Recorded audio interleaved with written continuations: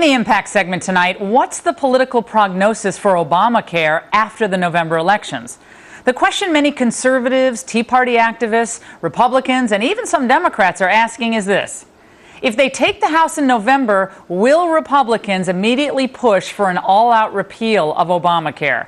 Joining us now from Richmond, Virginia, is Republican Congressman Eric Cantor. All right, Republican Congressman Eric Cantor, you've now got to correct the record because Politico is reporting that Eric Cantor, if he's the House Majority Leader come November, that you're going to push for a more modest approach to Obamacare, meaning defund it, not repeal it. Did Politico get it wrong? Laura, I'll tell you one thing. As you and I have known each other for several years, and as many of my constituents are, I'm a big fan of yours. So I got several calls from constituents over the last day or so saying, what's Laura Ingraham talking about, that Eric Cantor is not for a repeal of Obamacare? Of course I'm for a repeal of Obamacare. As you know, Laura, I'm the Republican whip in the House, and the duty of the Republican whip was to marshal as many votes as we could against Obamacare to make sure it didn't become law. And in the end, we didn't have one Republican vote that voted for it. Unfortunately, the bill passed.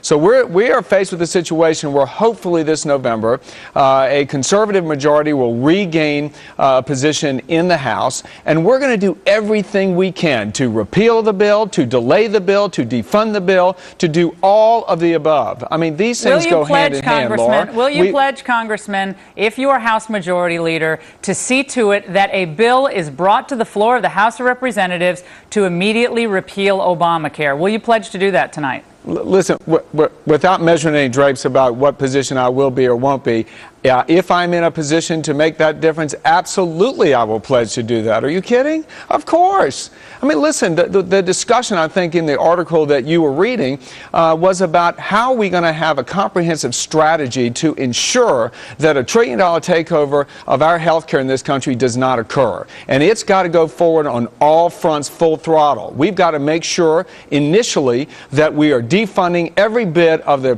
regulations process so that the really... I hear what you're saying, Congressman, but look, 56% of the country wants it repealed. The latest poll out, Rasmussen, you read it, I read it. 56% immediately want it repealed. Laura, and I know you say you want it repealed, but then you say, well, I mean, it's ambitious, and President Obama might veto it. I say let him veto it. That'll be great for you.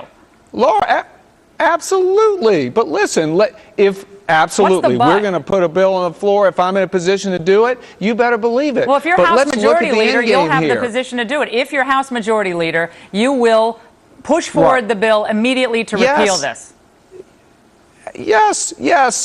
I don't see how you ever thought I wouldn't be for doing that. Now, come on. Well, because here's one reason. I just wanted to trust but verify, like Reagan. Doverai ni proverai in Russian. I wanted to trust and verify. But you know what? Because of the things, some of the things that you've said, and they're not all negative, but some of the comments you've made about the Tea Party movement, it's good as a grassroots movement, which I agree. And then you also said, but not, as a caucus, might not be that helpful. And then, I think your comment, maybe it was last year, about Rush Limbaugh wanting the president to fail, and people get a little worried that even Eric Cantor can get caught up in the Washingtonitis. That's all.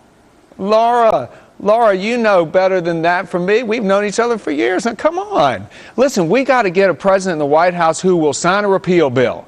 We're going to put repeal bills on the floor, absolutely. But just to do so for that sake without actually accomplishing repeal is not enough for me. I want to make the case. I want to go and expose to the American people how egregious this government takeover of health care is. It will change health care as we know it. People won't be able to afford it. We won't have the quality of care that we expect and deserve in America. We've got a lot of work to do to make sure that we stop this thing from happening. 100%. Why are you not for an all-out ban on earmarks then? Listen, I don't earmark, okay? And so Republicans are not about earmarking, right? I mean, we are the ones that went, and I worked for 5 years to make sure, and John Boehner and I were able this year to make it so that our conference supported a moratorium on earmarks. And so what I will say is, if these earmarks come back, they will not be earmarks that will include monuments to me and teapot museums, and frankly, we'll have no tolerance for corruption. They'll be good earmarks. Listen, there will, if these earmarks come back, there will have to be a demonstration to the American people that their taxpayer dollars are being spent prudently in a way with a federal purpose. Listen, again, I say I don't earmark. And Republicans are not about making the case for earmarks. Are you going to sign on to Ryan's roadmap for the future going forward? Because I think that's a great slate of ideas, and I don't think you've signed it yet, have you? Listen, I am working very closely with Paul Ryan to make sure that we put in place a way for us to balance the budget, a way for us to get to the point where these entitlement programs that we've got don't bankrupt this country, at the same time that we can honor the commitments to America's seniors. And I think Paul will tell you that. All right. And so we've got to have a serious conversation, Laura, and it's time for conservatives to come together so that we can win in November and to begin to take this country back. To the fire. We can't go back to the old Republican ways. We have to have the new conservative Republican Laura, ways. but it's about all of us. It's about all of us coming together. 2008. Absolutely. I appreciate it, Congressman. Thank you very much. And I'm the first one, Laura, that will say that we have learned our lessons from those years. I hope so.